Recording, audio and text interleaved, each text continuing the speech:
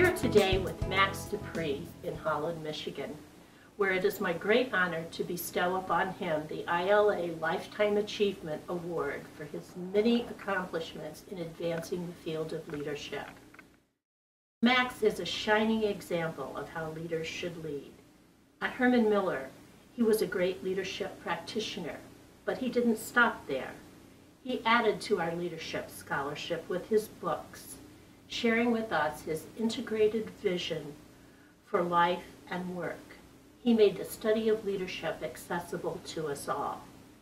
So today, in gratitude for your work in advancing the field of leadership, it is my pleasure to formally induct you, Max Pree, into the International Leadership Association's Leadership Legacy Program.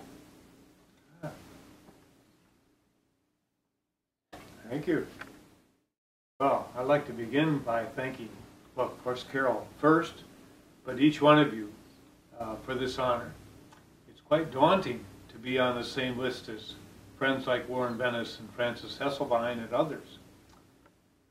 Leadership for me has always been a tough job. Difficult to understand, even harder to practice. Even after 35 years of thinking and writing about it, a gathering such as yours gives me hope that leadership will continue to be practiced with grace and skill. I see an enormous need for true leaders in so many parts of world culture.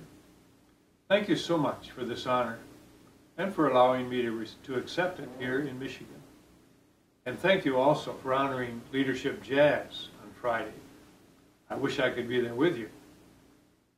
For some time, questions have become more interesting to me than answers. Answers seem not to last. Good questions endure. Here are two questions that continue to be at the heart of leadership for me. And this weekend, I'll be turning 88, and I still ponder them. First question, what is in the hearts of others? Without having some answer to this question, however temporary or incomplete, I don't see how it's possible for leaders to serve followers in a meaningful and lasting way. Naturally, there are many ways to think about this question. The cynical person would tend in one direction. Hopeful people will take another. An answer I have always been impressed by, and one that continues to lead me to consider human potential in wonderful ways, comes from Tom Wright, formerly a bishop of Durham. In his book, Simply Christian, Wright gives us a way to think about what is in the hearts of others. Wright lists 4 things: a quest for spirituality, a longing for justice, a delight in beauty, and a hunger for relationships. That seems to me a pretty good agenda for real leaders. My second question, one that occupies me more and more each year, is this: what gifts of leadership have I come to treasure most? Of course, there are many gifts real leaders bring to their organizations and their followers. You all will no doubt discuss many of them among yourselves this week. Here are 3 at the top of my list right now.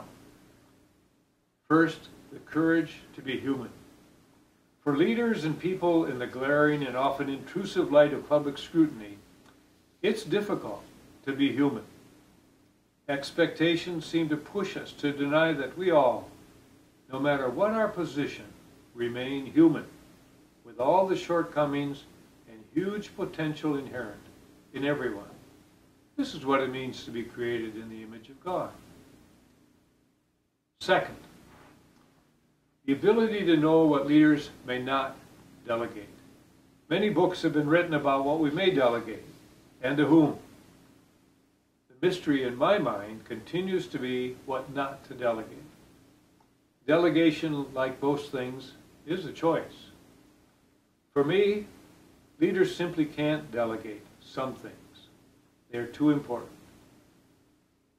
Trust, for example, or the future of the organization, or the acknowledgement of and quest to fulfill each person's potential. Third in my list of gifts is the habit of imagining consequences. How can one be a true leader without giving followers the gift of imagining consequences? The best leaders imagine what happens next.